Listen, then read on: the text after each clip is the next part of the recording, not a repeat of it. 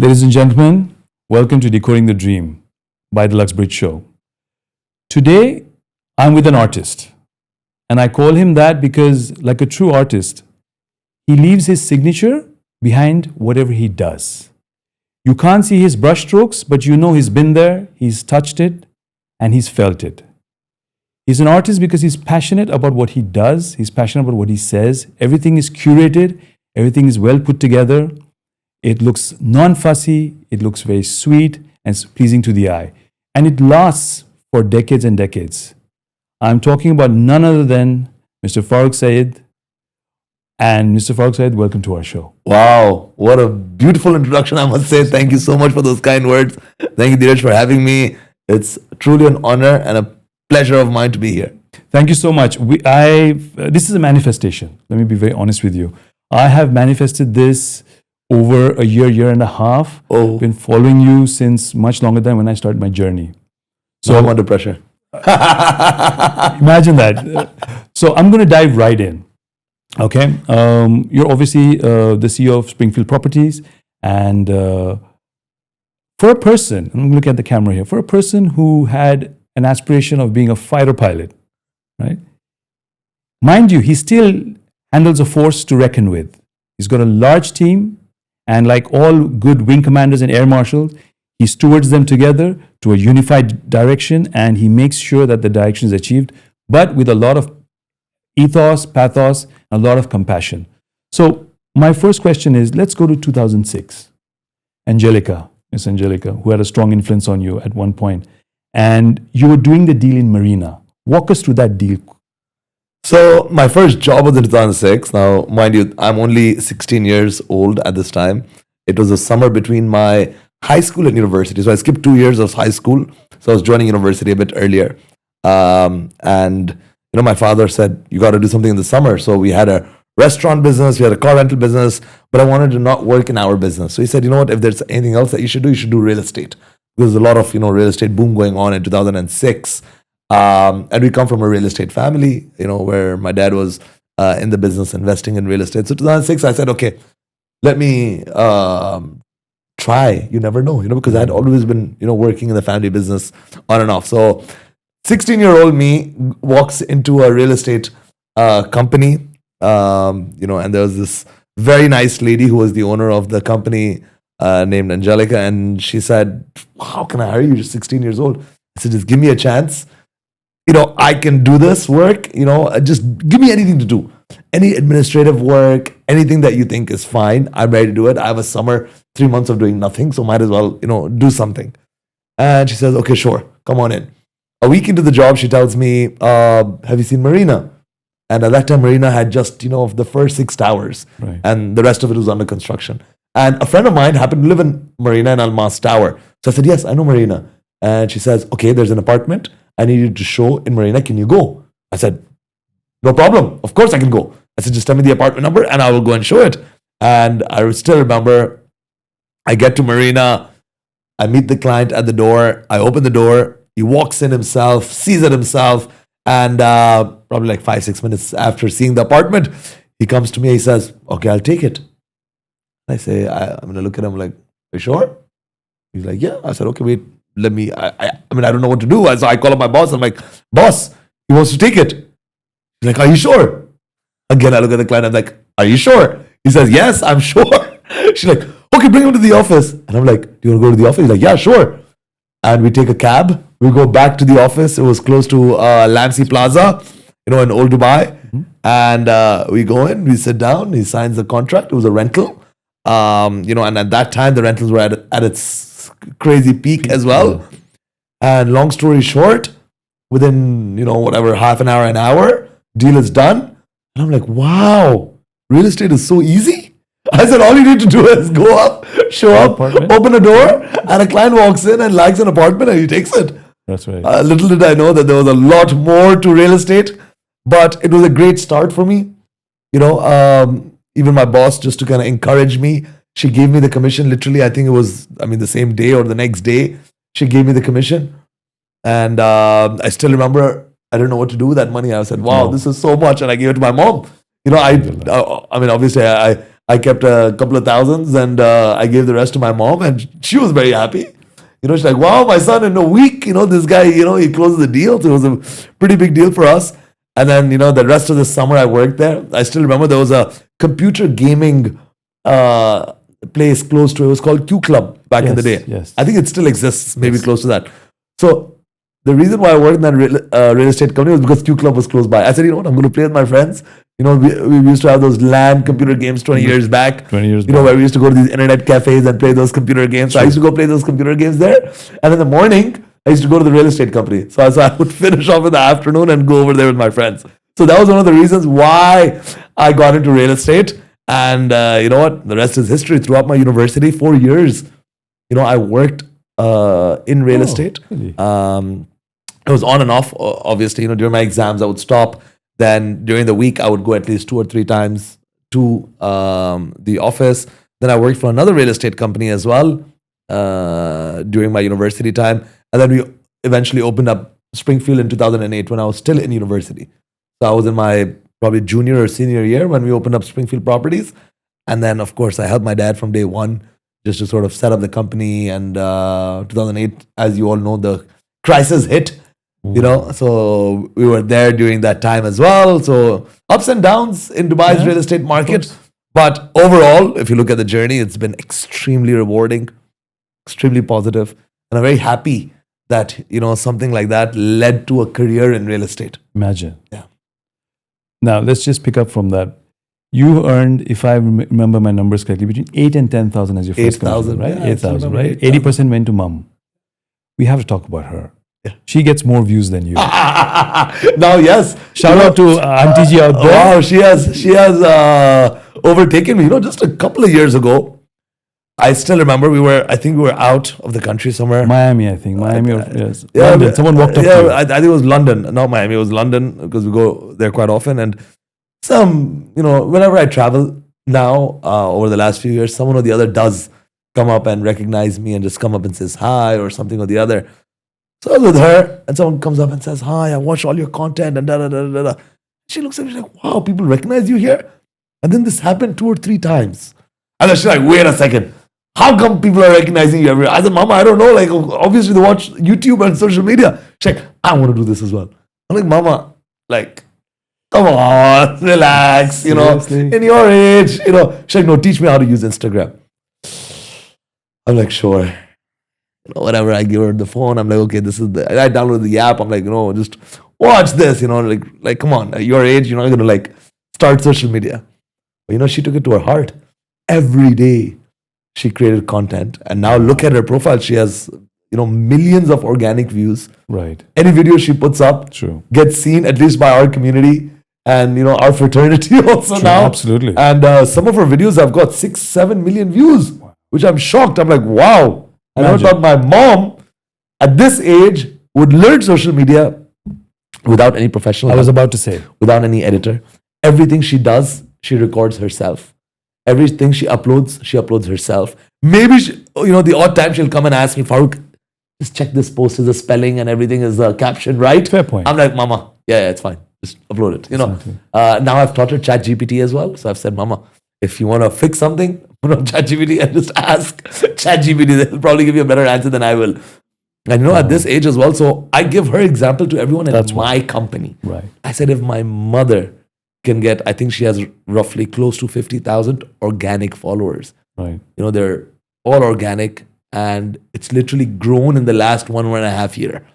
And I'm like, if she can upload something daily, or at least find a topic to talk about, whatever her passion is. Her passion is religion, family, kids, and general well-being. Exactly. That's her sort of motto. Niche, yeah. I always joke her. I said, Mama, I think your kids don't listen to you anymore, so that's why you're trying to preach everyone else. As you know, you've been listening to the same Gyan for the last, for how many ever years? For how many ever years now, you're sick and tired because your kids don't listen to you, so you want to make the whole world listen. But it's good, people come up to me all the time and tell me, I love your... I have my clients coming up to me and tell me, Farooq, I'm buying this property because I'm a big fan of your mother. And I said, whoa. I said, never thought that would happen. That would happen. So it's good. I always say it's given her, a purpose, a larger purpose, Obviously, she's very passionate in her own things.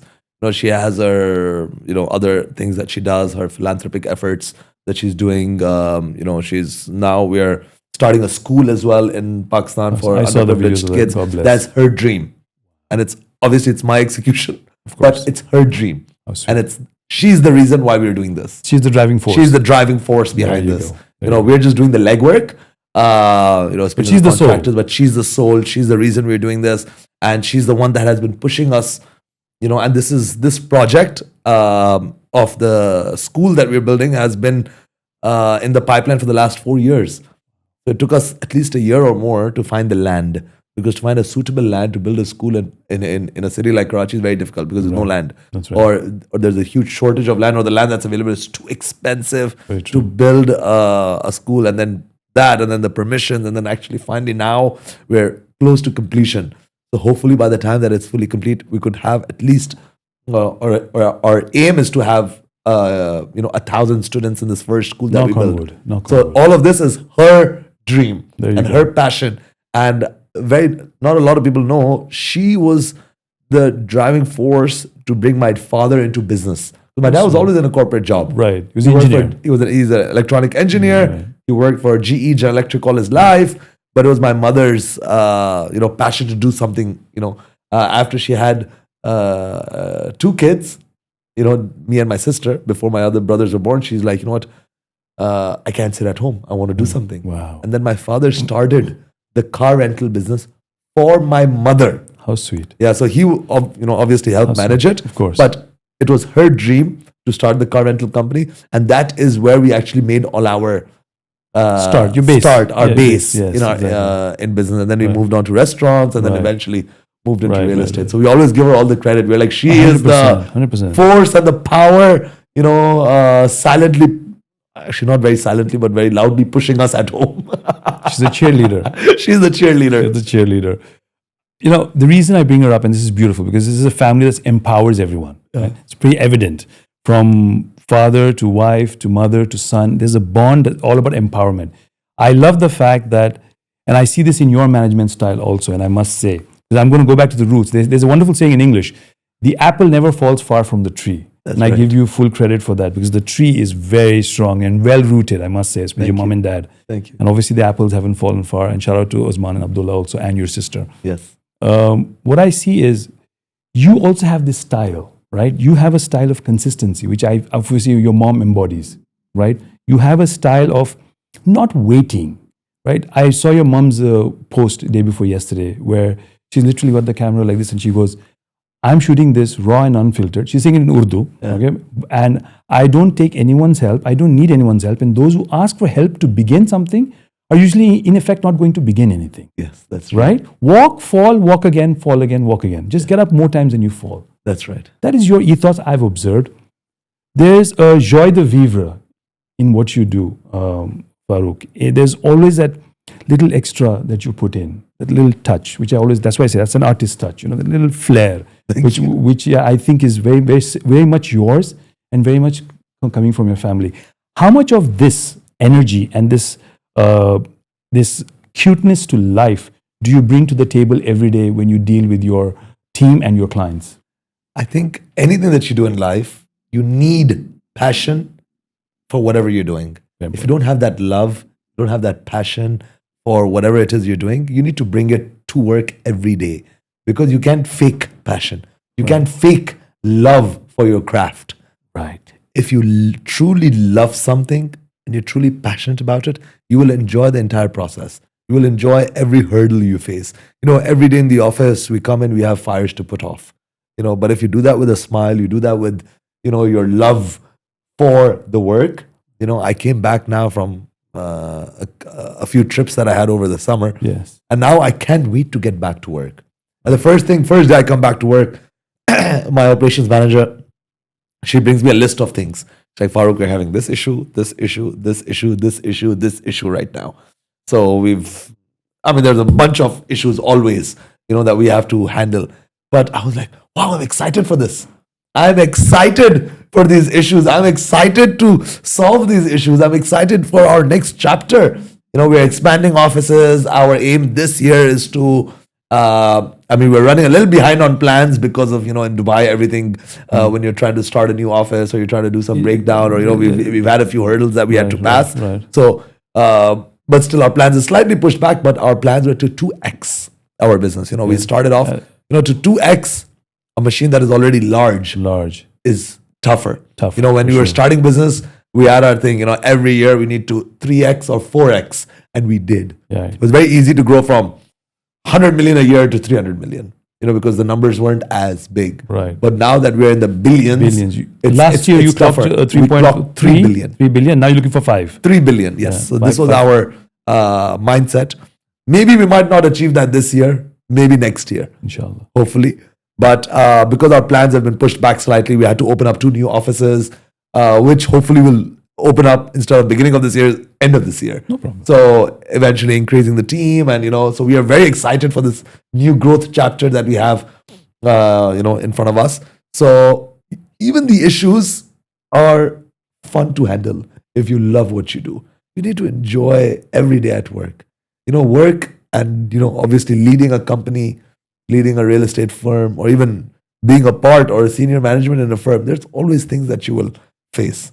In a industry that's as dynamic as us, an industry which is as cutthroat as us. There's marketing. For example, if you take the subject of marketing, which is one of the most important, let's say departments in our business, some things that worked last year don't even exist today. True. Obsolete. They become obsolete very quickly. Literally, some method of marketing that we were using 3 months ago is now not yielding the same. The cost per lead has tripled up. What do? We still need to feed leads to our agent. Right now, one of our biggest concerns is that now if you want to expand the team, I can't just go and hire. I can just go and hire 100 new agents, but if I do that and my marketing machine can't support those 100 new agents, you are imploding your current workforce. Right. Because your current guys who are used to getting a certain number of leads, all of a sudden now we 2x our workforce, but we can't 2x or 3x our leads. Right. The old guys are going to be like, what the hell? Yeah. Last year, when you guys had not expanded, we used to get X number of leads. Now that you guys have expanded, now we're getting 20% less. Yeah. We're not happy with this. Right, exactly. So it should always be growth. True. In the marketing. The marketing machine has to be fed. So right now we were just sitting with our marketing heads, and we're like, you know what? We need to expand. We need to invest more. We need to look for new avenues to get better leads. We need to explore new markets, new territories, new regions. Certain projects do better in certain regions. Other projects do better in other regions. Certain developers are well received in some countries because that developer is marketing heavily in that country. Some developers don't exist in certain countries. So there's always, what do we do? How do we expand? How do we move forward? So like I said, always challenges, but if you love what you do and you bring that passion to the table and you bring that love for your craft, you will enjoy the ride. They always say it's not about the destination, but it's about the journey that leads you. And you need to enjoy that. I might go through a very tough day, but at the end of the day, you should feel a sense of fulfillment that, I achieved something today. You should be true to yourself. I woke up early, I came to work, I went to the gym, I spent time with my kids, my first half an hour when I dropped my kid to school. These are, the traffic takes half an hour for me to get from my home to my kid's school, which is generally a 10-minute drive. Right. So whatever, even if I'm stuck in traffic, I enjoy that time because I'm like, wow, I get 20 minutes extra with my kid. So I've done that. I've come home, spent time with the wife. I've spent time with my marketing department, my accounts department, my finance department, my sales team. I've done all my tasks. I've met 2-3 clients. Maybe I didn't achieve the numbers which I was supposed to, but I've put in all my effort. And that sense of fulfillment is what I enjoy as a businessman. And I think that's what anyone who loves their business enjoys. It's not just the final result. I think the result comes eventually if you keep bringing love and passion to what you're doing. The result will follow. Right. Money will always follow you if you do the work and do the business properly. Consistently, of course. Consistency is the biggest key of success. Cornerstone. Is the cornerstone of success, because I always say people get motivated, but the motivation dies very quickly. You might meet somebody and all of a sudden you get super motivated. Charged up, yeah. On the weekend we spent time with the group CEO of Emar, so we were very motivated. But I know Mr. Amit Jain. But let's say 2 weeks later, that motivation might die down. So it's only the consistency that will keep you going. So I'm a big believer that consistency is the most important cornerstone of success in business. Period. 100%. Do you write down your goals? Oh, I am a big sucker for writing down my goals. Take Every year, take it away. in the beginning of the year, our first morning meeting that we do on Mondays, or the last Monday of the year, I'm already forcing everyone in my team to write down their goals for the year. And moreover, I tell them to print it out on an A4 size paper, put it in, those A4 size frames that you get from IKEA for 14 dirhams. Buy that and put it on your bedside table. I'm going to do this. I've always put down my goals, even today on my dressing table. My goals are written down on my dressing table where I have all my perfumes and my whatever stuff kept. I have a frame on the side. On one side, I have a frame of me and my kids and my wife and my family. And on the other side, I have my yearly goals 2025. Right. And because I've been doing it for many years, I have my previous year's goals also in that frame. So I just keep printing the new ones and putting it on top. So I add it on top. So at the end of the year, I go over, oh wow, in 2022 or 2021, I planned this. 2022, I planned this. 2024, I planned this. What did I achieve? What did I not achieve? And funny enough, whatever I put my mind to, 80% of that I achieved. Because I wrote it down. When I write it down in the beginning of the year, towards the mid of the year, sometimes, you glance at it, even though it becomes a part of your furniture. It just becomes, something that you pass by. But once in a while, throughout the year, there are many times where you sit down and you look at that and you're like, I've done this. I'm not done this. I'm not close to this. I'm far away from this. I committed to this and I'm not, actually doing this all the time. So it pushes you. It becomes a catalyst for you to achieve those goals. So I think it's extremely important. Whatever you focus on, you put your mind to. And a lot of my guys in my office are like, oh yeah, I wrote down my goals. I said, where? In a diary. I said, there's no point of that. Okay. I said, there's no point of writing it down on your diary. Because how often do you open up your diary? How often do you open up that page in your diary where you wrote it? Maybe you might even lose the diary. Fair point. Or you might put that diary inside a drawer somewhere and that's it. It's lost. Some people say, no, I wrote it on a PDF file and I saved it on my computer. I said, still not good enough because you're not going to see those goals as often. When are you going to open that file? Maybe, a few times in the year. But if you print it out and you put it in front of you, you sort of get this feeling of accountability. Sometimes my wife says, oh, Farooq, okay, so this is your goal. Okay. It's very important to even tell your spouse that these are my goals. Right. Because you feel a sense of accountability. Sure. You feel like, okay, now my wife is also going to ask me, what's happening? Oh, you wrote this much revenue. Yeah, you're under the microscope. How close are you to it? You said you'd work out, 5 days a week. I don't see you this month when sort of, you haven't worked out this month. Yeah. So all of those things from my social media content, I write down on that. How many YouTube videos I want to make, how many Instagram posts I want to make, how many LinkedIn posts I want to make. Obviously, I write down the sales goal that we have. I write down the revenue goal that we have. I write down the growth, whatever it is that we want to achieve this year. I write, if there's any car I want to buy, I actually write that as well. Like this year I'm going to buy this. Even though now I don't really do that as much because I feel like it just becomes a result. If I'm earning this much, then obviously buying a car is not a big deal. But still, it's like one of my things I always write because I've been writing it since many, many years. Right. And all my other things as well. So this is not a one-time practice. This has been going on for years with you. Oh yeah. So just want everyone to know this part. So I watched a video. I can't remember whose it was. Jim Rohn? I think it was Brian Tracy. Brian Tracy, yes. So Brian Tracy has some very, very good stuff. God bless his soul. How much he, how passionate he was about sales and all of that. So he had, I think, it was one of his videos where he wrote about writing down goals, printing them out, putting them on a frame, putting it on your bedside table because it's manifestation. It's the law of attraction. when you see that, when you see those goals, you work towards them throughout the year. And I think he's the one who said, you need to put it down on pen and paper, put it down somewhere in front of you. So in my office, I literally push everyone to do it. And then I ask them throughout the year, have you guys written out your goals? Put up your hands, who hasn't? And then obviously there's always a few people who put up their hands, because it's one of those things that you think, yeah, I'm going to write it down, and then you don't. So it's very important. I think it's extremely important for anyone who wants to be a high achiever to know exactly what it is they want to achieve. And of course, goals need to be also, something that you believe are achievable. Don't just write something. Yeah, everyone wants to be a billionaire. I want to be a billionaire too, but there has to be a roadmap. If you have a 10-year goal, you need to break it down into a 5-year goal. Then you need to break it down into an annual goal. Right. And then when you have an annual goal, you break that down in your mind into a 12-month, and then eventually a daily goal.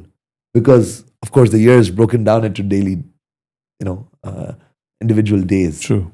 And every day is, a new adventure. It's something that, you wake up, you have to conquer every day as it goes. Because every day, we have this word, it's a fight against yourself. True. Every day is a fight against yourself. And I often say this to the guys in my office. I said, does anyone enjoy waking up at 6 a.m.? Does anyone enjoy going to the gym in the morning? But this is the fight that you have to do against yourself in order to achieve something. The first battle you win in the day. Your first battle is waking up, literally. It starts from there. And everything is a battle which towards the end of the day will make you feel great. Towards the end of the year is going to make you feel excellent. Right. That wow. Because the sense of fulfillment is what I define as actual happiness. So that's what makes you happy. True. When you are happy with yourself. True. And if you're unhappy with yourself, you're going to be unhappy with everyone around you. You're going to be unhappy at home. You're going to be unhappy with your wife. You're going to be unhappy with your kids. So what is the point of that? It's not just the journey. It's not just the end goal. Right. It's the entire journey that you have to enjoy in order to be truly happy. True. We're all, in pursuit of happiness. There you go. You'll only be happy when you're happy with yourself. Very true. And so it starts inside. 100%. And, it might sound selfish, but if you're not happy, you're not going to be able to make anyone else around you happy. I enjoy watching movies all night. If I had that luxury, I would love to, have ice cream every day. I have a sweet tooth. I would love to have sweets all day. I would love to go out to the cinema every day. I would love to hang out with my kids after they come back from school every day. Play pool every day. I would love to be in the pool, play pool, go out with my friends. But there's a lot of sacrifices we have to do in order to feel that sense of fulfillment. I have, I'm lucky that I have some of the best group of friends. Touch wood, I have the same group of friends that I've had from my school. Oh. Not even school. I would say primary school. My primary school friends are still some of my closest friends. My primary and middle school friends. To this day, we meet up literally, and we all live also fairly close by. My core group of friends hasn't changed since middle school. I'm so blessed. I would love to hang out with them every day. We can't, because we all have responsibilities. Of course. Sometimes even on the weekends now, it sometimes becomes tough to meet up. Everyone has their own family commitments and things like that. But I would love to. But all of this is the sacrifices we need to make in order to achieve a level of success. So over the weekend, I heard one of the big real estate guys that I was out with in Serbia for the top 20 Imar trip. He said, Farooq, between the age of 30 and 40, he's just crossed 40. He's like, Farooq, I decided, when I was 28, 29, I said, man, where am I in my life? I said, between 30 and 40, I decided I'm going to take out every distraction from my life. He said, I'm not going to have, maybe he took it a little bit extreme for my liking, but he said, I'm not going to have any friends. I'm not going to do anything. I'm not going to spend time watching movies. I'm going to stop going to concerts. I'm going to stop partying, and I'm going to remove every distraction from my life. He's like, Farooq, 10 years. I have not, I've removed every distraction. He's like, I would love to drink. I completely quit drinking. I said, I'm not going to drink, because if I drink, the next day is going to get spoiled. I'm going to sleep he was telling me he sleeps at close to 10 o'clock or something. Wake up at 5. 5 in the morning, my day starts. 5, I wake up, I go to the gym, I'm in the office. I think by 8:30, I think it's one of the few real estate company owners that shows up to his office at 8:30, and then, that's how I start my day. So I was like, wow, man, I need to get get to my office at 8:30. I don't get to work that early because my day starts off from the gym and then I get to work by 10. Right. So I said, 8:30 guys are getting to the office, so all of this is good to see, that people sacrifice. Right. It's a sacrifice that will take you ahead. Because if you're just indulging in everything that you enjoy and giving up, I mean, I like to keep a balance because I have a healthy social life and I still like to enjoy myself on the weekends. And now I like to enjoy, activities that I like. But still, there is on a daily basis, there's a lot of sacrifice that goes in order to reach heights of success. Just to finish off your point, there's a wonderful saying that says, the joy of creativity far exceeds the joy of consumption. Yeah. Now, whenever you walk into a room, because my first interaction of you was when you stood behind me taking a picture of a presentation in downtown. And I heard so I was standing in front of you, you were behind me with the camera on top, taking a picture above my head. Okay. And you very politely said that my head was blocking. And I looked back and I recognized you. and you then were so tall, Dheeraj. You know what the funny part was? I blocked you after that because then afterwards your camera is still there. I'm standing in front of your camera, introducing myself to you. Because that's how I recognized you. And I told my friend, and I said, this is Farooq Syed. He's standing right behind us. He says, can we ambush him? I said, we already have. We were in his way. But I just want to say this, and I bring this point up is because obviously you're very well recognized because of your social media. But then there are so many people on social media, right?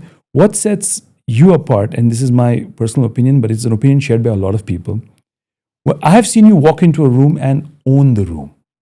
Okay, I have seen you vibe and change the vibe of the room to reach your vibration, which is what we were talking about in manifestation. True story. Because when I see you walk in, all of a sudden, the room turns towards you. Now, it's a gift, it's a blessing, I understand. It's an energy that you bring from within, right? My question is this. Yes, you have it. How do you keep stoking the fire? How do you keep that energy up about yourself? How do you do that? I know you're not faking it by walking in and trying to own the room. You don't do that. That's not you. I know that very well. But how do you bring that energy and how do you keep it alive inside you? So I think a lot of it has to do with the goals that you set, the passion that you have for what you want to do, and the happiness that you feel that you are on the journey of achieving those goals.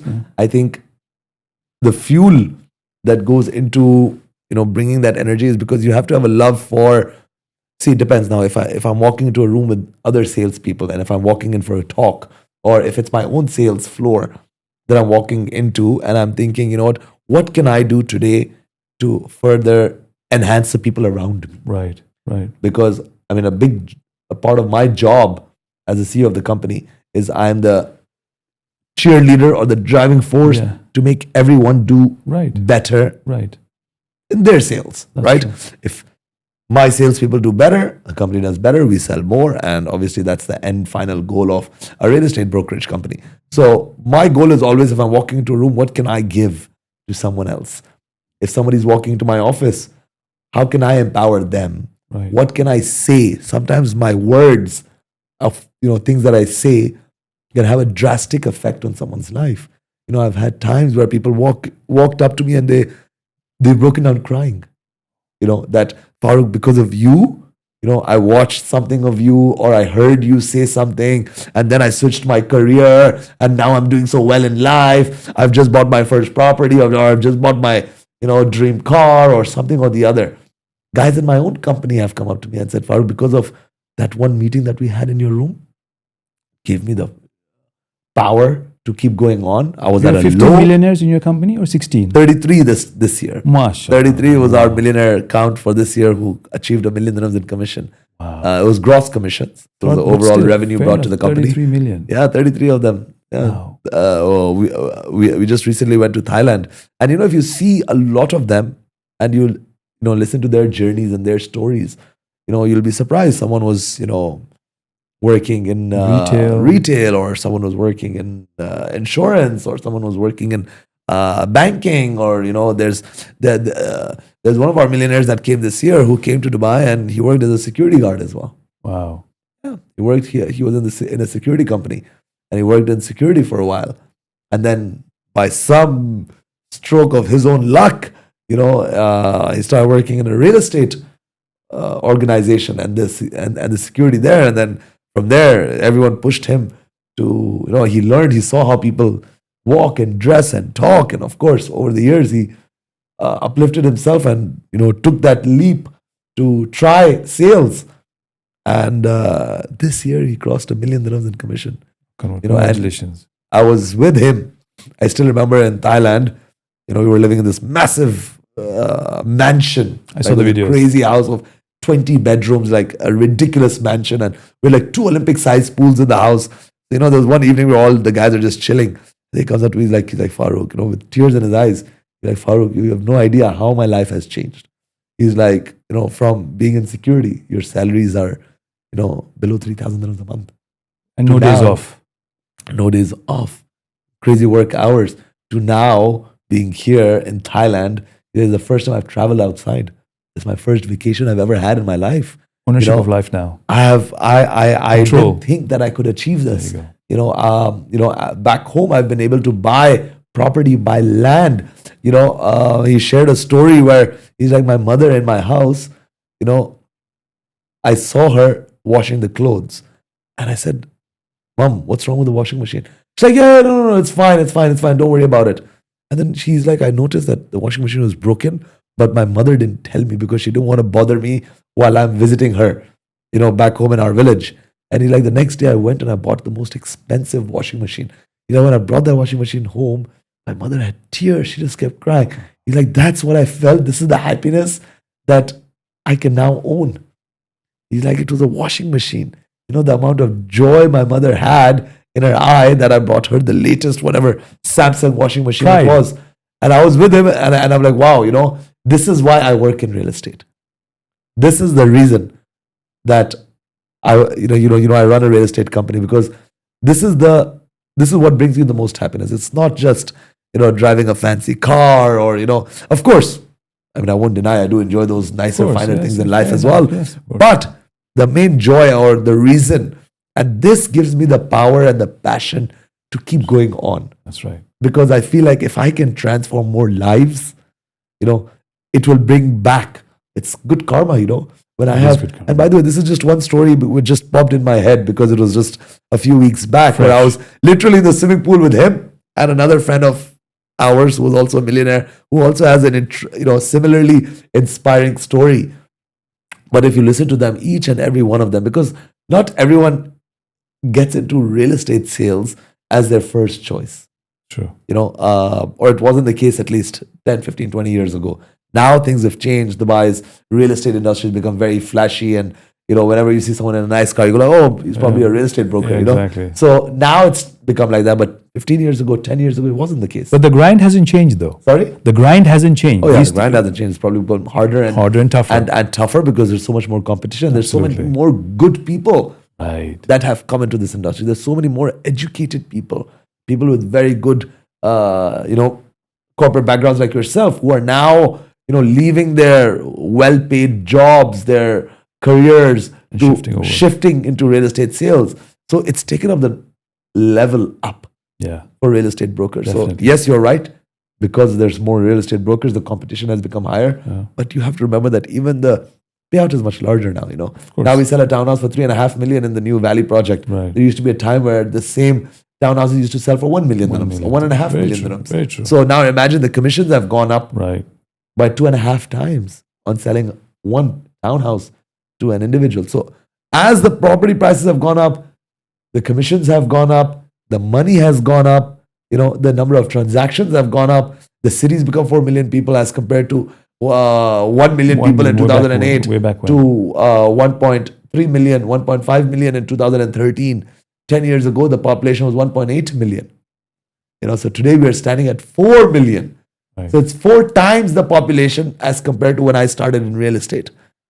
So of course the city is now, becoming bigger and bigger. And now that, we have talks of it going from 4 million to 8 million. I said, okay, we are sorted in our lifetimes at least, or in in our careers, we are sorted out. Because Dubai will keep building. Exactly. People will keep coming. True. This year, just a week back or 10 days back, there was a news article that we touched 4 million 4 people. million, yes, And exactly. I think I read the number 134,000 new Emirates IDs issued in the first 6 months of the year, Yeah. man. Wow. 134,000. 1,000. Divide that by 4. That's the number of houses that we need, at least, if Right. not more, because a There lot you of these go. people also live in There you go. studio apartments, or there's couples that live in 1-bedroom apartments. You want to upscale. And so I'm just taking the average at 134,000 divided by 4. Let's say 4 people need 1 unit. Unit, right. So you're talking, bro, you're talking more than 30,000, 35,000 homes are needed in Dubai in just the H1. So of course, we're building quite a lot, but there's that much demand because people are 100%. coming to Dubai. 100%. No, they took that saying very, very seriously. Habibi, come to Dubai. Very And they're all true. coming. Very true, very true. You're the one of the nicest examples I know of the saying again, and I bring you back to a saying because it's easy, because you really embody a lot of those. The brightest light is the one that shines from within. So that's what I was saying when I said when you walk in, right? That's it. And then a lot of people get attracted to it, and you have obviously touched a lot of lives.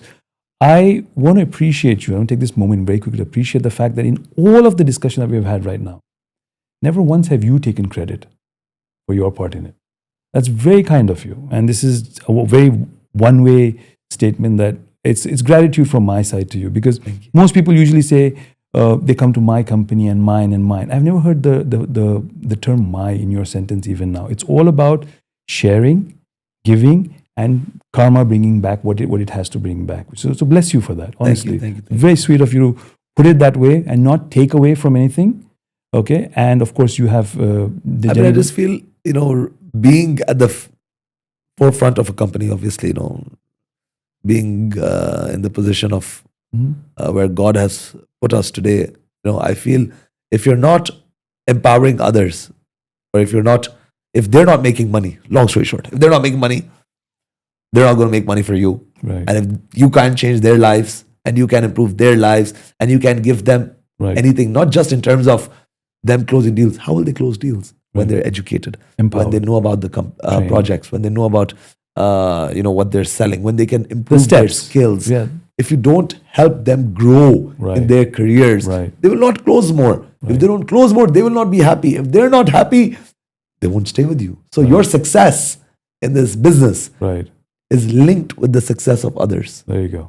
If There you go. they're not successful, they're not happy, they're not going to bring good vibes to the office. Exactly. For us, our culture is so important. Right. So I always say, if there's an agent who's being snobby or who's being rude to others, even if he's billing big, we don't want him. A big biller who spoils the culture, or who people don't like, or because of who, and by the way, we've had a few of those cases. Of course, I'm sure everyone has. Everyone has. But we've had quite a few of those cases where we've had to let go of people Right. who are big billers Right. just because Right. they're having a problem with everyone. Okay. So it's a tough decision sometimes. But for us, everyone else's happiness and everyone else needs to be in a happy environment, a happy culture. People should look forward to coming to the office. We spend more of our days in the office than we do at home. Exactly. I always tell people, man, 9 a.m. you're in the office, you're here till 7 p.m., you get home by 7:30, you That's a sleep by 12-hour 11. day. That's almost a 12-hour day. Yeah. Yeah, so you're spending most of your time in the office or with people that you work with. So if you don't enjoy who you work with, you don't really feel that you're learning something, you don't feel that you're achieving something, then what's the point of working there? So culture over cash. Culture over cash any day, because a good culture will attract better people over time, and the cash will follow. See, the money will always follow you. It Very will. true. One of my gurus told me that, Farooq, don't just chase the money. Of course, I mean, we are in business and we are in a professional organization, and of course, the eventual goal of a professional organization is, to make a profit. But if you just focus on profitability, you will lose out in the long run. So make sure that you're empowering others, helping others. Others are happy around you. Others are making money around you. Because if they're not making money, you're not making money, right? No. We're partners. Right. If I'm working with an agent in my office, we are business partners at the end of the day. And the same points can be from a point of view of a customer to an agent. An agent should behave the same way like you behave with them, right? If same thing, it translates throughout the organization with the client. If the client doesn't make money, he's never coming back to you. Right. I always say one client brings you 10 others if they make money and they're happy with your service. True. So the best marketing is good customer service. It's not just because if you're just marketing for new clients throughout your life, you're going to be marketing for new clients. Correct. You know, if you spend 10 years in this business, Right. You have nothing to show for it. your business, exactly. Your business needs to accumulate. It needs to multiply. It needs to compound over time. I always say a good customer or a good agent will have compounding sales every year. There are guys in my office where agents go like, how come this guy has a client for every launch? How come every time MR launches something or Damak launches something or Shobha launches, this guy has a client? I said, it's because he spent time. His sales have compounded. He doesn't need to market for every new launch because his old customers bring him new customers who tell their friends, family, enemies that he's a great agent. Go to him. And they all come to him and his network has become so strong because he's genuinely sold properties which he believes in, where his customers make money, and he's always held their hand. And those hands have then multiplied and compounded over the years. You stand tall because you stand on the shoulders of giants. Exactly. And that is so beautifully articulated by you because, it's word of mouth, right? And you keep working so hard that at one point you don't have to introduce yourself. Farooq, honestly, as we come towards the end of our segment, this has been a complete indulgence for me, as I told you off camera, right? This has been one of my greatest joys. And I can't put it into words, but I will try because I'm introducing this year a section which I call the gratitude part, where I indulge myself because I know how much I've chased you, how much I've DM'd you. And you've been very kind to reply to the DMs despite your travel. And choosing of this studio was life coming full circle because you've worked in this tower before. Yes. Right? Yes. And just before we wrap up, we have touched upon so many wonderful things, whether you're an entrepreneur or whether you're an agent, starting off now or if you've started off before and you want to redirect and course correct, all the points that you have said about consistency, the light from within, how to go up and be the person that owns the room without trying too hard. That wonderful story of Brian Tracy and you putting your goals on a frame. I would love to see a post of it one day on yours. You can send a picture so we actually see that. I have a picture, I'll show it to you. After this, I shared in my company group. Right. Sometimes I smudge the exact details of the goals. I understand. But at least I show them, guys, my goals are here, where are yours? Where are yours? Because I push everyone to do it. Your willingness to take accountability, your willingness to put yourself out there for all of us. I mean, honestly, I don't even figure in your universe, but for you to give out time. I'm going to say this in two languages. I've never done this before. You can watch all our podcasts. I'm going to say it in Hindi and Urdu. And I'm going to translate for that in English. I'll start with Hindi and Urdu because that's basically our mother tongue. आपने जो दिया है हमें, और जब मैं हमारी बात कर रहा हूँ, मैं सारे जहाँ की बात कर रहा हूँ जो हम रियल एस्टेट में हैं, ये आपको फॉलो करके, आपको देख के, चाहे हमारी उम्र आपसे ज़्यादा हो, कम हो, आपकी उतना हो, हमें इतना हौसला मिला है और इतना अंदाज़ा हो गया है कि ये काम हम भी कर सकते हैं. ये कामयाबी जो आप छू रहे हो और इंशाल्लाह आप छूते रहो, आप इससे ज़्यादा मिले आपको और आपको पूरी फैमिली को. Thank you. ये हमें छू गया है और मैं ये यकीनन बोल सकता हूँ कि आज से, पहले से और आगे तक जितना जान रहे हम में, मैं कभी भी ये दुआ करूँगा कि, और ये उम्मीद है मेरा, और ये यकीनन मैं आपको ये कह रहा हूँ with all the people who are following you, कि आपका जीत कभी भी मुझे लगे कि हमारी जीत है. आप जब बढ़ोगे तो हमें लगे कि हमारा कोई अपना बड़ा है. Thank you. ये तो सच बात है, ये दिल से बोल रहा हूँ. ये कहीं कभी मैंने बात नहीं कही, क्योंकि ये जो है ना, ये आप इन्वोक करते हो हमारे अंदर. ठीक है, invoke, I don't know the Urdu word of it, but now I'll translate in English, and I'm going to look at him and say, what you have done for us in the community of agents, brokers who've come from all across the world, is inspire us and lead us to believe that it's possible. That's all anyone ever needs, someone to tell them it's possible by doing it yourself. You live that life on a daily. You show that commitment on a daily. It's tough being you. All right? It is not at all glamorous being you. All right? You try to make it as easy as possible, and that's where your artistry comes in. And from the deepest depths of my heart, and I speak on behalf of so many people who probably have watched you and will watch you, that your victory is our victory. Your growth is our growth. Thank you. Thank you. Your family doing well is my family doing well. Now we're forever tied. Thank you. Okay. So much. And I know for a fact that all of us are behind you. We will always raise you up in our prayers, in our thoughts.